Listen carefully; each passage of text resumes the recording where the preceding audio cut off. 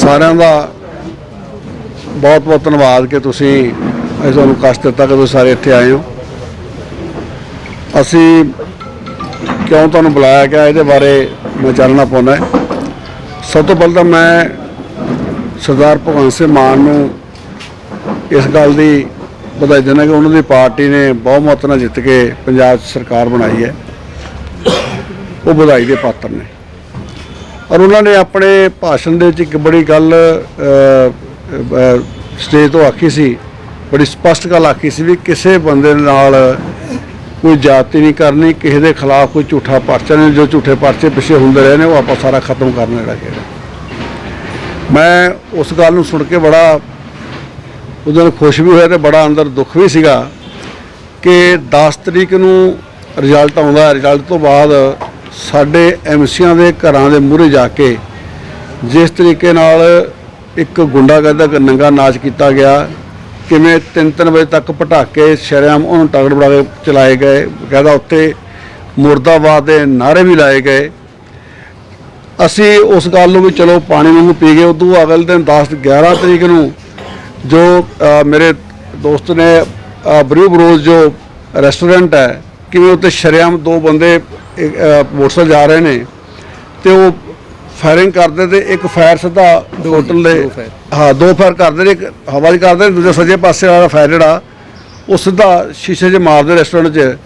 उत्थे कोई भी कोई कस्टमर बैठा हुंदा जां कोई बंदा दूसरा कोई हुंदा तो उस फायर नाल उस बंदे की मौत भी हो सकती सी, ये बड़ा घातक हो सकता सी। पर उस तो बाद उत्थे बकायदा पुलिस नूं बुलाया जाता है, पुलिस अपनी तहकीकात करती है। हले पुलिस आई नूं हले ज्ञान कोई अद्धा घंटा भी नहीं होया हुंदा कि एक कार जिहदा नंबर सीगा PV 65 AK0091 जिहड़ी कि जदों बाद सारा वो तहकीकात की गई वो कार JLPL दे नां ते रजिस्ट्रेशन सी उहदी। और वो कार उत्थे बकायदा किस तरह उत्थे आई, किस तरह वो बैक कर करके साडे जिहड़ा स्टाफ पहले बहुत सहमे होया सी, वो स्टाफ दे बंदे बाहर जो जाण वास्ते सारे इकट्ठे हो रहे सी तो उन्होंने धमकियां दित्तियां गईयां और जिन्ना मंदा चंगा बोलिया गया वो सारा कुछ बोलिया गया। और बकायदा अगले दिन इस गल की पुष्टि पुलिस की इन्वेस्टिगेशन भी हुई भी कार जनता लैंड की है। हाँ कार इत्थे आई है रात को 1:15 बजे, तो वो जिहड़ी कार उत्थे आई है तो पुलिस ने बड़ी एक मैं कहना भी चुस्ती के नाल उस कार नूं क्लीन चिट देती कि जिहड़ी कार तो वैसे गेड़ा मारन आई सी। ते और सब नूं पता भी ये रेस्टोरेंट मेरे बंदियां दा मेरे दोस्तां दा ते उन्हां नाल एक लिंक रखदे आ, ते उत्थे बकायदा पारे क्यों 1:30 बजे रात नूं कार आई। और कार ने जो कहा बकायदा उन्होंने 2 बंदे बुलाए, उन्हों की पुछगिछ तो कर ली, पर जिहड़े 14-15 बंदे वेटर सी स्टाफ के बंदे सी जिहड़े डरदे मारे अंदर बकायदा वो वीडियो जिहड़ा कैमरे दे विच आए अंदर बढ़ते दिखाए गए आ, तो उन्होंने किसी कोई बयान नहीं लिया गया। पुलिस ने अपने तौर पर उन्होंने क्लीन चिट देती।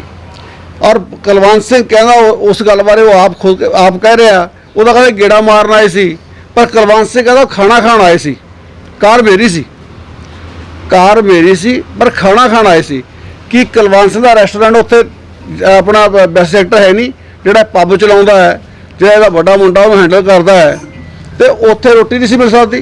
कि ये जिहड़ियां गल्लां ने ये बकायदा एक गिणी मिथी साजिश तहत और बकायदा फिर सानूं फिर उस तो बाद 10 तरीक नूं 1-3 बजे मैसेज आता है कि असीं लारेंस बिश्नोई ग्रुप तो बोलते हैं, साढ़े बंदे नूं लाइट ही लेंदे ने। और उस दिन रात नूं फिर एक बकायदा telephone on the missed call असीं नहीं पिक करते तो वह मैसेज पाउंदा है। वो मैसेज पाउण बकायदा क्लीयर लिखा तुसीं साडा फोन नहीं पिक करते या फोन नहीं सुनते। ये तो एक ट्रेलर है, ये ट्रेलर है जिहड़ी असली पिक्चर तुहानूं हाले दिखावांगे अगे जाके। जिहड़ी वो चीज़ जिहड़ी आ किन्नी शक्की ते किन्नी मैं कहना भगवंत मान जी ने जो उत्थे बयान दिता वो की ये बयान सिर्फ अखबारी बयान सी जां हकीकत इस गल की तहकीकत कराउणगे वो। और उस तो इलावा एक बहुत बड़ी घटना और बकायदा फिर साडे जिहड़े होर पार्टनर सीगे मिस्टर पारस है उन्होंने भी कि लारेंस बिश्नोई पिछले असी किन्ने साल तो इत्थे हैगे आ, सानूं तां कदे पहला कोई फोन नहीं आया। हू इज लारेंस बिश्नोई, मैनूं तां लगदी है कुलवंत सिंह ही लारेंस बिश्नोई है जिहड़ा कि इदां दे अपने हथकंडे वरत के और उन्हें इत्थों तक भी कहा कि मैं उजाड़ के छड्डूंगा। उन्होंने ये गल भुल जानी चाहिए। इन्ने भी असी कमजोर नहीं जिन्हें वो समझदा है। ਔਰ ਦੂਜੀ ਗੱਲ ਇਹ ਆ ਕਿ ਜੋ ਸਾਹਿਬ ਭਗਵੰਤ ਸਿੰਘ ਮਾਨ ਜਿਹੜਾ ਮੁੱਖ ਮੰਤਰੀ ਸਹੁੰ ਚੁੱਕੀ ਹੈ ਕਿ ਇਸ ਗੱਲ ਦੀ ਕਲੀਅਰ ਕੱਟ ਉਹ ਕਰਨਗੇ। ਮੈਂ ਇਹਦੀ ਬਕਾਇਦਾ ਸੀਬੀਆਈ ਤੋਂ ਜਾਂਚ ਮੰਗਦਾ, ਕਿਉਂਕਿ ਇਹ ਮੁੱਦਾ ਇਕੱਲਾ ਇਹ ਨਹੀਂ ਕਿ ਇੱਥੋਂ ਨਾਲ ਜੁੜਿਆ, ਇਹ ਮੁੱਦਾ ਜਿਹੜਾ ਗੈਂਗਸਟਰਾਂ ਨਾਲ ਵੀ ਜੁੜਿਆ ਹੋਇਆ ਮੁੱਦਾ ਹੈ। ਇਹ ਜਿਹੜੀ ਸੀਬੀਆਈ ਤੋਂ ਜਾਂਚ ਕਰਾਈ ਜਾਵੇ ਤਾਂ ਕਿ ਇਹ ਪੁਲਿਸ ਦਾ ਜੋ ਪੁਲਿਸ ਇਸ ਵੇਲੇ ਉੱਤੇ ਮਿੱਟੀ ਪਾ ਰਹੀ ਹੈ ਉਸ ਕਾਰਵਾਈ ਦੇ ਉੱਤੇ, ਉਹ ਪੁਲਿਸ ਦਾ ਨੰਗੀ ਕੀਤੀ ਜਾਵੇ ਪੁਲਿਸ। ਉਸ ਤੋਂ ਬਾਅਦ ਪਿੰਡ ਕੁੰਬੜ ਦੇ ਵਿੱਚ ਰਾਤ ਨੂੰ ਸਾਡੇ ਸਪੋਰਟਰਾਂ ਨੂੰ ਚੱਕ ਕੇ ਸਵੇਰੇ 5 ਵਜੇ ਤੱਕ ਕਿੰਨਾ ਕਰ ਰੱਖਿਆ ਜਾਂਦਾ ਹੈ ਔਰ ਉਹਦੀ ਮਾਰ ਕਟਾਈ ਕੀਤੀ ਜਾਂਦੀ ਹੈ ਔਰ ਬਕਾਇਦਾ ਉਹ ਮੁੰਡੇ ਦਾਖਲ ਹੁੰਦੇ ਨੇ, ਉਹਦੇ ਪੁਲਿਸ ਨੇ ਕੋਈ ਕਾਰਵਾਈ ਨਹੀਂ ਕੀਤੀ, ਕੋਈ ਕਾਰਵਾਈ ਨਹੀਂ ਕੀਤੀ। ਔਰ ਜਿਹੜੇ ਬੰਦੇ ਨੇ ਗੈਂਗਸਟਰਾਂ ਦੀ ਗੱਲ ਉਹ 'ਤੇ ਕੋਈ ਕਾਰਵਾਈ ਨਹੀਂ ਹੋਈ। ਉਸ ਤੋਂ ਬਾਅਦ ਜਿਹੜਾ ਸਭ ਤੋਂ ਵੱਡਾ ਕੀ ਹੋਇਆ, ਪਰਸੋਂ ਰਾਤ ਨੂੰ ਪਿੰਡ ਸਫੀਪੁਰ ਦੇ ਵਿੱਚ ਸਰਪੰਚ ਸਾਹਿਬ ਬੈਠੇ ਨੇ ਕਿ ਇਹਨਾਂ ਦੇ ਪਿੰਡ ਦਾ ਇੱਕ ਮੁੰਡਾ ਜਿਹੜਾ ਵਿਚਾਰਾ ਰਾਤ ਨੂੰ ਮੋਟਰ ਤੋਂ ਪਾਣੀ ਲਾ ਕੇ ਵਾਪਸ ਆ ਰਿਹਾ ਸੀ, ਉਹਦਾ ਘਰ ਦੇ ਉਹਨਾਂ ਘਰਾਂ ਨੂੰ ਸਾਹਮਣੇ ਉਹ ਚੱਕ ਕੇ ਅੰਦਰ ਉਹਨੂੰ ਬੁਰੀ ਤਰ੍ਹਾਂ ਕੁੱਟਿਆ ਗਿਆ, ਮਾਰਿਆ ਗਿਆ ਔਰ ਉਹ ਰਾਤ ਨੂੰ ਉਲਟਾ ਟੈਲੀਫੋਨ ਕਰਕੇ ਜਿਹੜੀ ਆਪਣੀ ਤੁਹਾਡੀ ਹੁੰਦੀ ਆ ਆਪਣੀ ਰਾਤ ਨੂੰ ਪੈਟਰੋਲਿੰਗ ਕਰਨ ਜਿਹੜੀ ਹੁੰਦੀ ਆ PCR, ਉਹਨੂੰ ਚੱਕ ਲੈ ਕੇ ਥਾਣੇ ਬੰਦ ਕਰਦੇ ਆ। ਅਸੀਂ ਥਾਣੇ ਉਹਨੂੰ ਕਹਿ ਕਹਾ ਕੇ ਰਾਤ ਨੂੰ ਉਹਨੂੰ ਚੱਲ ਛੜਾਇਆ ਤਾਂ ਦੇਖਿਆ ਤਾਂ ਮੁੰਡੇ ਦੇ ਨੀਲ ਪਾਏ ਪਏ ਬਹੁਤ ਬੁਰੀ ਤਰ੍ਹਾਂ ਮਾਰਿਆ ਹੋਇਆ, ਉਹਦੇ ਸਿਰ 'ਚ ਜਿਹੜੇ ਗੁੰਮੇ ਹੋਏ ਪਏ ਨੇ ਤੇ ਉਹ ਬਕਾਇਦਾ ਉਹਨੂੰ ਕੁੱਟ ਕੇ ਮਾਰ ਕੇ ਉਹ ਸਿਰਾ। ਤਾਂ ਮੈਂ ਕਿਹਾ ਵੀ ਬੱਚਾ ਕਦੇ ਨੁਕਸਾਨ ਨਾ ਹੋਵੇ, ਬੜਾ ਛੋਟਾ ਜਿਹਾ ਬੱਚਾ ਉਹ, ਤੇ ਉਹਨੂੰ ਦਾਖਲ ਕਰਾਇਆ ਹਸਪੀਟਲ ਦੇ ਵਿੱਚ। ਤੇ SHO ਬਾਰ-ਬਾਰ ਟੈਲੀਫੋਨ ਕਰ ਰਿਹਾ ਕਿ ਤੁਸੀਂ ਮੇਰੀ ਕਸਟਡੀ 'ਚ ਲੈ ਕੇ ਮੇਰੇ ਇੱਥੇ ਲੈ ਕੇ ਆਓ ਬੰਦੇ ਨੂੰ, ਨਾ ਕਿ ਹਸਪੀਟਲ ਲੈ ਕੇ ਜਾਓ। ਜੇ ਉਹ ਬੰਦਾ ਮਰ ਜਾਂਦਾ ਉਹਦੀ ਰਿਸਪੌਂਸਿਬਿਲਿਟੀ ਕੌਣ ਲੈਂਦਾ? ਜੇ ਉਹ ਬੰਦਾ ਇਲਾਜ ਵਾਸਤੇ ਉਸ ਤੋਂ ਬਾਅਦ ਜਦੋਂ ਮੈਂ ਪੂਰਾ ਮੈਨੂੰ ਪਤਾ ਲੱਗਿਆ ਕਿ ਮੈਨੂੰ ਰਾਤ ਨੂੰ ਟੈਲੀਫੋਨ ਮੇਰਾ ਸਾਇਲੈਂਟ 'ਤੇ ਸੀਗਾ, ਮੈਨੂੰ ਸਵੇਰੇ 5 ਵਜੇ ਫੋਨ ਕੀਤਾ, ਉਸ ਤੋਂ ਬਾਅਦ ਇਹ ਗੱਲ ਸਾਰੇ ਸਾਹਮਣੇ ਆਈ ਤਾਂ ਮੈਂ ਹਸਪਤਾਲ ਜਾ ਕੇ ਬੱਚੇ ਦਾ ਜਦ ਪਤਾ ਲੈਣ ਗਿਆ ਤਾਂ ਤੁਸੀਂ ਜਾ ਕੇ ਦੇਖ ਕੇ ਹੈਰਾਨ ਹੋਏ, ਇੰਨੇ ਨੀਲ ਉਹਦੇ ਪਿੰਡੇ ਤੇ ਉਹਦੇ ਕੰਨ 'ਤੇ ਸੱਟ, ਉਹਦੇ ਸਿਰ 'ਚ ਐਡਾ ਗੋਲਾ ਪਿਆ ਹੋਇਆ, ਉਹਦੇ ਬੁੱਢ ਦੇ ਇੱਥੇ ਇੱਟ ਮਾਰੀ ਹੋਈ, ਐ ਫੜ ਕੇ ਪੱਥਰ ਮਾਰਿਆ ਹੋਇਆ ਔਰ ਕੋਈ ਉਹਦੀ ਰਿਬਸ ਜਿਹੜੀਆਂ ਸੀਗੀਆਂ ਕੁੱਟ ਕੇ ਉਹਦੇ ਚੀਸਾਂ ਪੈਂਦੀਆਂ ਸੀਗੀਆਂ ਤੇ ਉਹਦਾ ਕੋਈ ਕੁਝ ਨਹੀਂ ਹੋਇਆ। ਉਲਟਾ ਹੋਇਆ ਕਿ ਸਰਪੰਚ ਸਮੇਤ 4 ਬੰਦਿਆਂ ਉੱਤੇ ਝੂਠਾ ਪਾਸਾ 452 ਲਾਤਾ ਕਿ ਇਹ ਤਾਂ ਅੰਦਰ ਵੜੇ ਜੀ ਰਾਤ ਨੂੰ। ਮੈਂ ਇਹ ਗੱਲ ਕਹਿਣੀ ਚਾਹੁੰਦਾ ਕਿ ਵੀ ਇੱਕ ਬੱਚਾ ਦੇ 4 ਵੜੇ, ਤੁਸੀਂ ਬਾਕੀ 4 ਨੂੰ ਚੋਟਾਂ ਕਿਉਂ ਨਹੀਂ ਆਈਆਂ? ਤੁਸੀਂ ਕੀ ਇਹਦੀ ਲੋਕੇਸ਼ਨ ਚੈੱਕ ਕੀਤੀ? ਜਾਂ ਜਿਸ ਕਾਰ ਉੱਥੇ ਆਈ ਆ ਜਿਹੜੇ 2 ਬੰਦੇ ਸੀ ਉਹ ਕੌਣ ਸੀ, ਉਹਦੇ ਟੈਲੀਫੋਨ ਲੋਕੇਸ਼ਨ ਚੈੱਕ ਕੀਤੀ?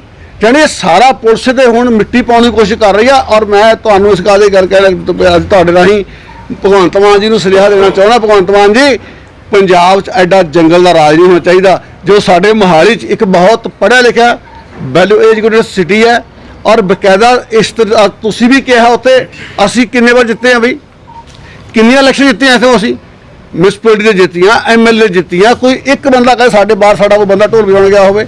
ਅਸੀਂ ਆਪਣੇ ਘਰ ਤੋਂ ਜ਼ਰੂਰ ਜਾ ਕੇ ਗੁਰਦੁਆਰੇ ਮੱਥਾ ਟੇਕ ਕੇ ਆਪਣੇ ਘਰ ਵਾਪਸ ਆ ਜਾਂਦੇ ਹਾਂ। ਕੀ ਇਹ ਕੋਈ ਨਵੀਂ ਜਿੱਤ ਹੋਈ ਹੈ? ਠੀਕ ਹੈ, ਜਿੱਤ ਹੋਈ, ਉਹਨੂੰ ਵਧਾਈ ਹੈ ਇਸ ਗੱਲ ਦੀ, ਪਰ ਲੋਕਾਂ ਦਾ ਫਤਵਾ ਹੈਗਾ। ਪਰ ਇਹ ਤਾਂ ਨਹੀਂ ਕਿ ਤੁਸੀਂ ਲੋਕਾਂ ਨੂੰ ਦੂਜਿਆਂ ਨੂੰ ਇੱਥੇ ਰਹਿਣ ਨਾ ਦਿਓ।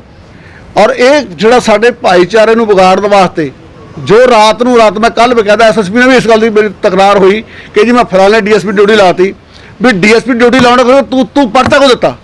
ਤੁਸੀਂ ਇਨਵੈਸਟੀਗੇਸ਼ਨ ਕੀਤੀ, ਤੁਸੀਂ ਉਸ ਬੱਚੇ ਦੇ ਬਿਆਨ ਤੇ ਕੀ ਕੀਤਾ?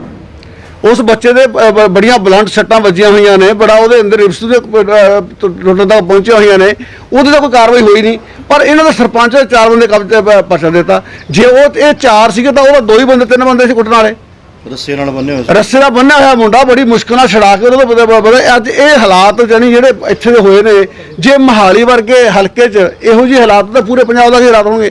ਮੈਂ 15 ਸਾਲ ਲਗਾਤਾਰ MLA ਰਿਹਾ ਔਰ 2-3 ਵਾਰ ਕਮੇਟੀ ਵੀ ਬਣਾਈ ਹੈ ਔਰ ਮੈਂ ਉਸ ਤੋਂ ਕਿੰਨੇ MP ਇਲੈਕਸ਼ਨ ਲੜੇ ਨੇ, ਕਿੰਨੇ ਸਾਲ ਤੋਂ ਮੈਂ 30 ਸਾਲ ਤੋਂ ਲੋਕਾਂ 'ਚ ਵਿਚਰਦਾ ਆ ਰਿਹਾ। ਮੈਂ ਤਾਂ ਕਦੇ ਤੱਕ ਇਹੋ ਮਾਹੌਲ ਦੇਖਿਆ ਨਹੀਂ ਜੋ ਪਹਿਲੀ ਵਾਰ ਦੇਖਿਆ। ਅੱਜ ਮੈਂ ਇਸ ਗੱਲ ਦੀ ਮੰਗ ਕਰਦਾ, ਭਗਵੰਤ ਮਾਨ ਜੀ, ਇਹ ਤੁਹਾਡੇ ਹਾਲੇ ਤੁਸੀਂ ਸਹੁੰ ਚੁੱਕ ਸਮਾਜ ਥੋੜਾ ਹਾਲੇ ਮੁੱਖ ਮੰਤਰੀ ਦਾ ਮੁੱਕਿਆ ਸੀ, ਹਾਲੇ ਤੁਹਾਡੇ MLA ਸਾਹਿਬਾਨਾਂ ਨੇ ਅਗਲੇ MLA ਬਣਨ ਦੀ ਸਹੁੰ ਨਹੀਂ ਚੁੱਕੀ ਸੀ ਕਿ ਉਸ ਤੋਂ ਪਹਿਲਾਂ ਇਹੋ ਜਿਹੇ ਕਾਂਡ ਹੋ ਗਏ।